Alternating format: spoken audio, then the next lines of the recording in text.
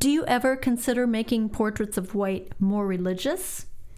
Well, that's a thought-provoking question.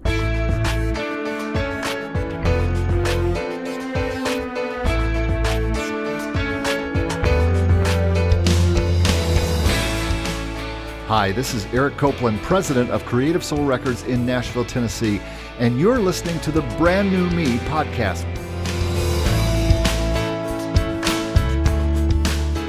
Welcome to the Brand New Me podcast, episode number 127. I just called it More Religious because of the question a Portraits of White fan asked me this summer, and I've been thinking about how to answer it all summer, and I think I have an answer, so stay tuned.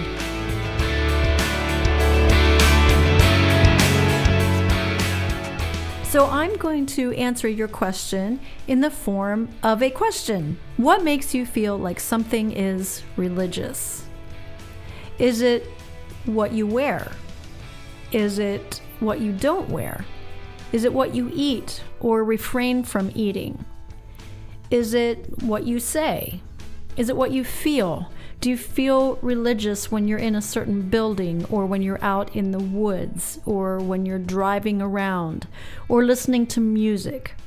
So as you can imagine, when I think about whether I consider Portraits of White making it more religious, I don't know quite how to answer that, because when I plan Portraits of White, I open up my heart to plan whatever is in my heart that year. I sit down with a blank page, so to speak, and I just start. What is on my heart? What do I want to share? This year's show, I am looking forward to encouraging us to follow our dreams, and I'm going to use different songs to do that. I knew early on what song I wanted to end the show with because it's been on my heart. And of course, as I plan the show and things unfold, I go back and I re-examine that and make sure that that's really where I want to end up. Is that what I want to share with people this year? So it changes. I'm flexible, but I've just learned to follow my heart. I believe that life is most exciting and most rewarding when we follow our hearts.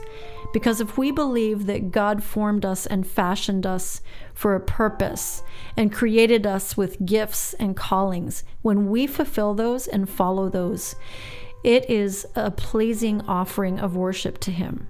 That's what I believe. So I don't feel tied to making sure that every song has God in it, or Jesus, or the manger scene. I present what's in my heart and what I've experienced in life. So it can be songs about snow, or sleigh rides, or sleigh bells. It can be songs about loneliness, or happiness, or miracles. I even wrote a song about Santa. Santa bought a Harley for Christmas. I think Santa would buy a Harley if he could for Christmas. So I thank you as listeners and people who will potentially attend the show. I want you to know that I just offer up what's in my heart. I am a Christian artist who does a Christmas show. I don't do a Christian show. I just present what's in my heart. And if people are touched and inspired and walk away feeling like they want to thrive in life and not just survive, and feel like, oh, I feel like I can go through the holidays now with a new perspective and just feel refreshed, then I feel like I've done my job. So is that more religious? I don't know. I just know that that's how I do things. I've always done that in the way I write my albums or record my albums. I write what's in my heart and what I'm working through at the time, and then we record it, and that's how I present my life to the world. So I don't know if that satisfies the question, but that's my answer.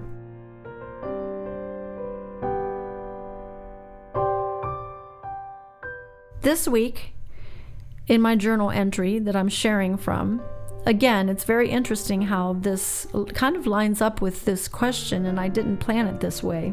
I have struggled all my life with figuring out what it looks like to be a person of faith. And I definitely grew up feeling like it was very clear what that looked like. You wore certain things and you didn't wear certain things if you were a person of faith. There was a lot of emphasis put on the outside and how we looked and how we dressed, especially as a woman. So I grew up with a performance mentality that I had to always look a certain way, and that being holy meant you refrained from a lot of things. I've had to let God change my thinking and rewire me, so to speak. And you're going to hear this journey reflected in my journal writing. My mother passed away 8 years ago, before I did my first Portraits of White show. And I was having quite a journey with my mother. My mother was an amazing woman. She was an incredible seamstress, cook, hostess. She encouraged me in my piano playing and music. She drove me to piano lessons. When I wanted to do my own piano recitals in high school, she cooked food and helped me invite my friends. So she was very supportive in that way. So I share this story with respect for her, but it's a part of my life. And it was affecting my life at this time because to my mother, things were still very black and white when it came to God and faith. And I wasn't coming out in the same place she was in my faith, and it created some challenge. In fact, I would wear lipstick and curl my hair, things that other women wouldn't think another thing of doing, but for me, it was quite a journey to even get to the point where I felt like I could wear lipstick and makeup and curl my hair and try to be pretty. So she questioned my Christianity by how I would look, which just reinforced this whole thing of what do you look like? So with that context, let me share this journal, and I'm going to be expressing more about it in my journal writing, so I just thought you should know a little backstory here. So February 18th, 2011. Yesterday was a hard and good day. I went to the home where my mother lives for her birthday. I had a nice dinner with her and some of her friends, an old teacher from my high school, and on the way back to Mother's cottage, Mother told me that she feels like I don't share anything with her and it hurts her. And she doesn't know the right questions to ask to get me to open up. This led to another painful conversation. But this one was a little different. And I can see God changing me just by the way I was able to handle myself. No anger, no tears, until after I got home. I told her the reason I don't like to share my heart with her is because she is so judgmental and opinionated about things and people. And not just me, but other people too. She said she grew up in that kind of environment. She also said that if we see a brother in sin and don't tell him, we'll be held accountable. I'm not sure what sin she thinks I have, and I didn't ask because some things I think she sees as sins aren't anything but her personal opinions and preferences. She went down her usual trail of concern, but I tried to keep on track with the issue of me not being open with her. Though I didn't leave angry or in tears, which is a healthy sign, I did drive home silently and rather puzzled.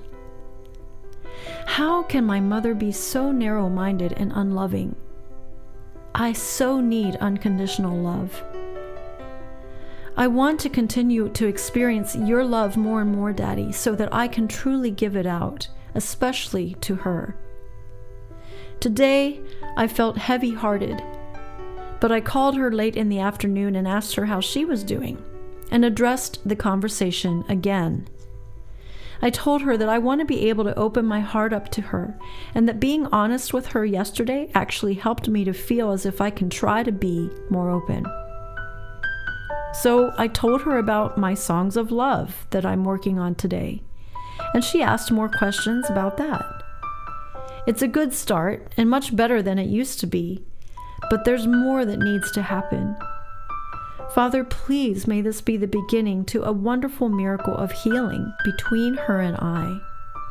I'm open to your working in my heart, and I want you to come and bring change in how I approach her.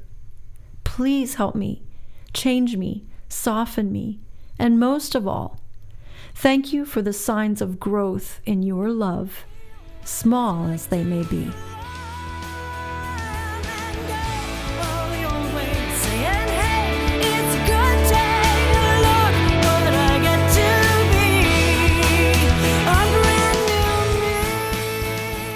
If this podcast is helpful to you, did you know there are 2 main ways you can support it? Share it with a friend, or give it a 5-star rating in Apple Podcasts. A comment on how much you love it would be extra sweet.